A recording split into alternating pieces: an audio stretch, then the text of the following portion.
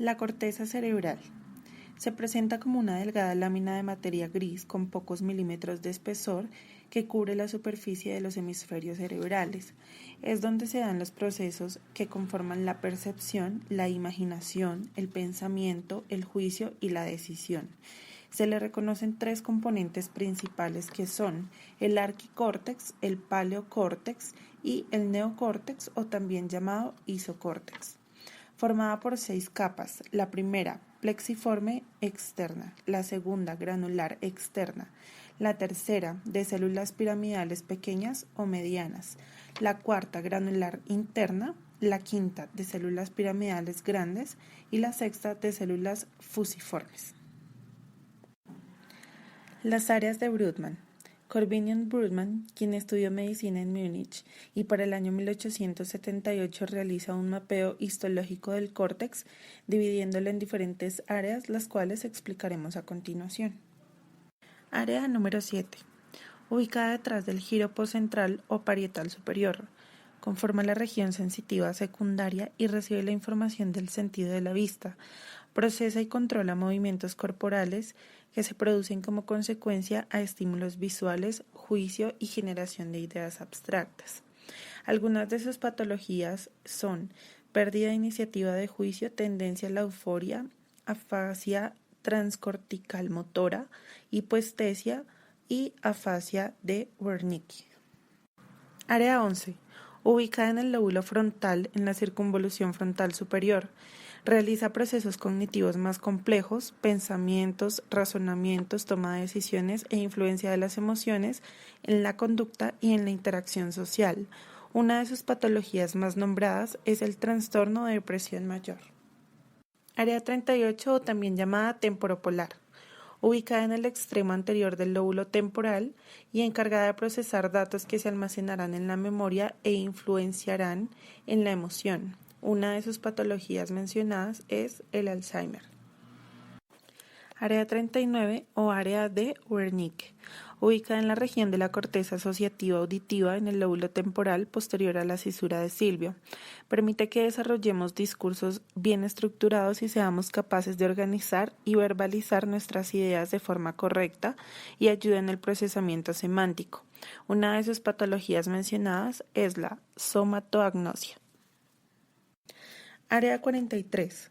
Ubicada en la porción posterior de la ínsula, recibe y procesa la información del sentido gustativo, lo que nos permite percibir el sabor de lo que comemos, también relacionada con el mantenimiento del equilibrio. Una de sus patologías es la neuropatía periférica.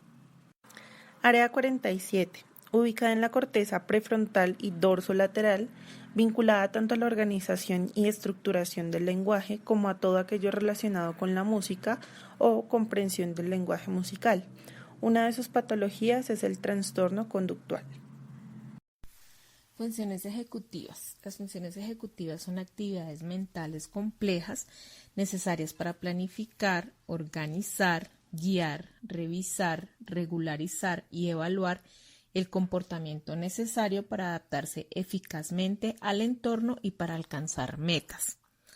Dentro de las funciones ejecutivas encontramos diferentes procesos fundamentales para nuestro día a día: memoria de trabajo, planificación, razonamiento, flexibilidad, inhibición, toma de decisiones, estimación temporal, ejecución dual y multitarea.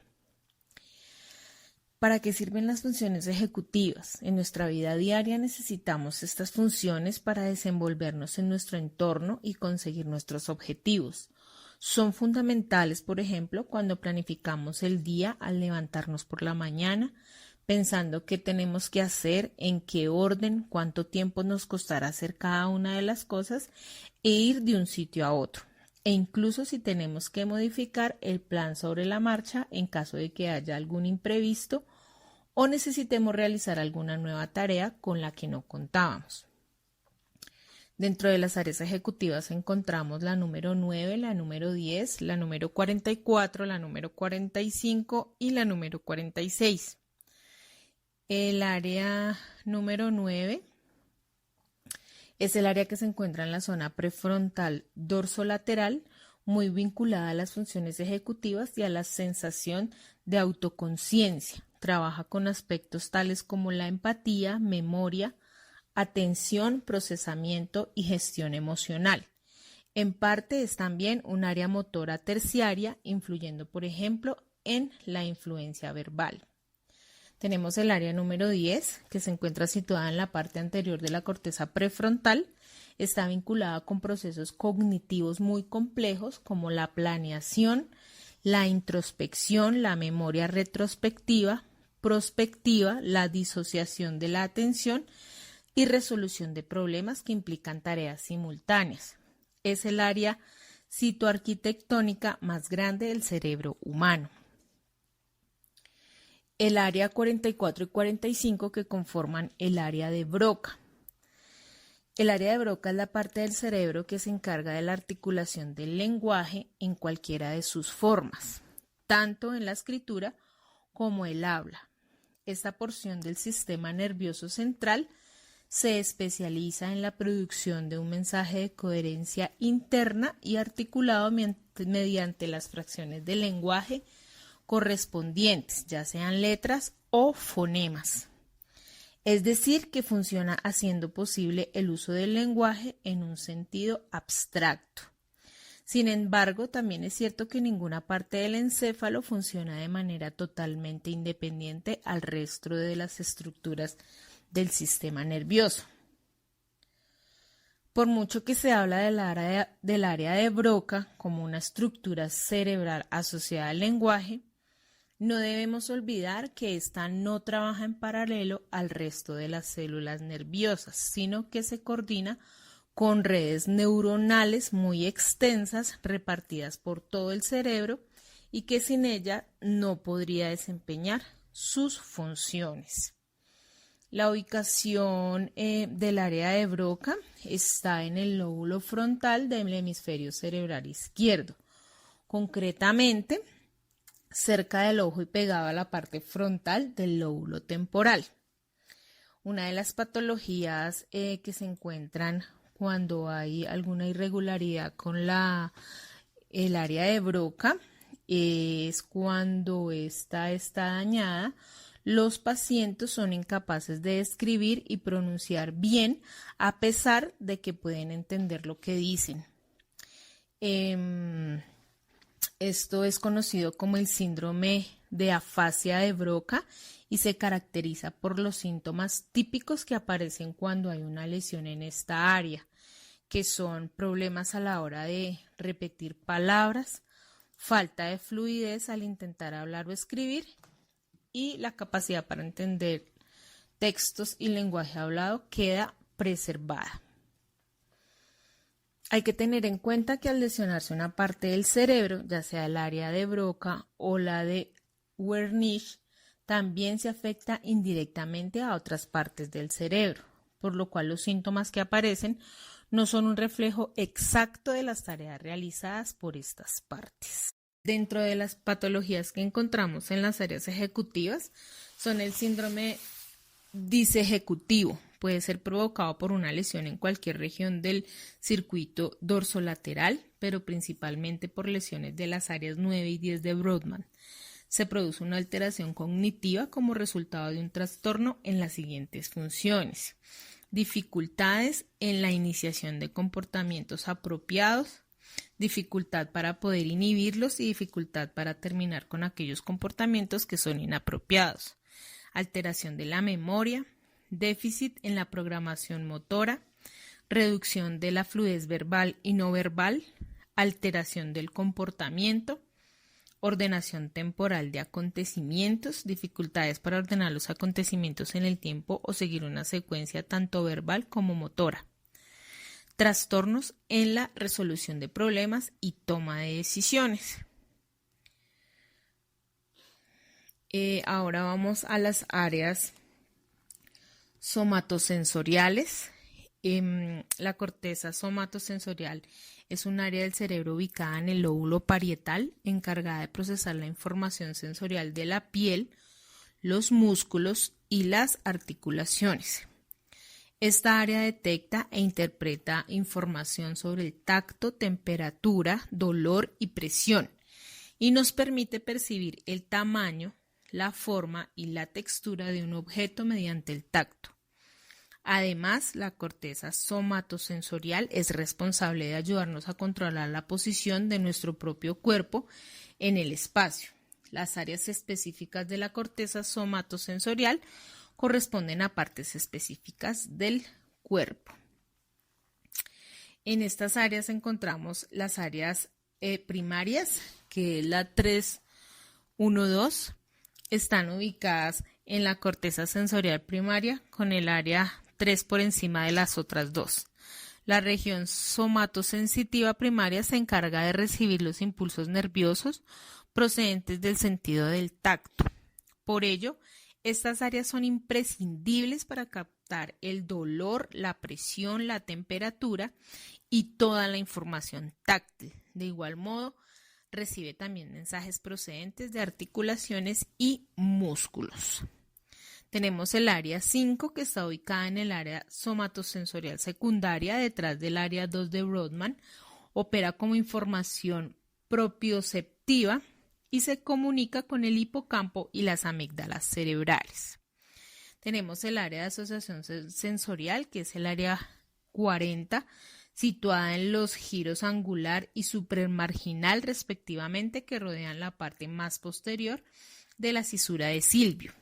Su función es integrar e interrelacionar la información sensitiva, auditiva y visual.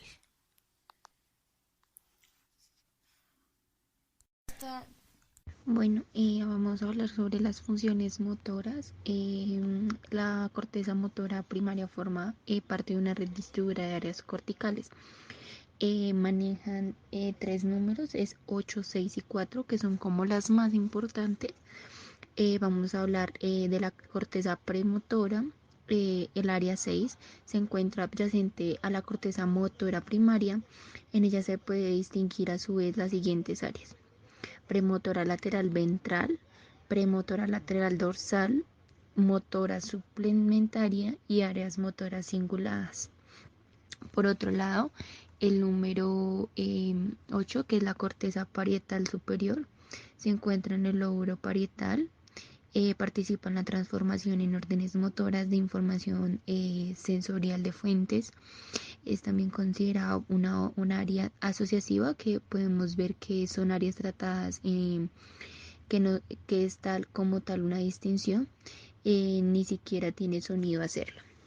Aunque pues tradicionalmente se pensaba que estas áreas motoras funcionaban siguiendo una secuencia jerárquica, pero sus actividades y funciones se distribuyen a lo largo del sistema cortical motor. Bueno, estas principalmente son áreas corticales y ganglios basales, que no son las únicas regiones del sistema nervioso incontrolada a cuanto a la actividad motora, así como la médula espinal, que ejercen un control involuntario de la musculatura en tareas como el mantenimiento de la postura corporal, como por ejemplo mantener la coordinación y el control de forma involuntaria. Es una habilidad también para aprender y demostrar de forma diestra y eficiente mantener, controlar y modificar una postura y los patrones de movimiento. Bueno, en la área de la memoria tenemos 3, que son los más importantes, que es el 21, 20 y 37. En esta podemos ver la localización, que es en el lóbulo temporal lateral. La función de ellos es el lenguaje y el procesamiento auditivo. Es la circunvalación de temporal media.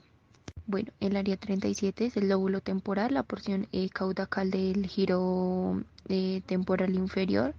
Bueno, la función de ellos es la integración multimodal, el alto orden y objeto, el reconocimiento facial.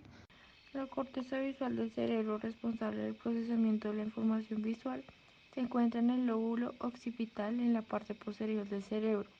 Esta área tiene un mapa muy bien definido de la información especial en la visión.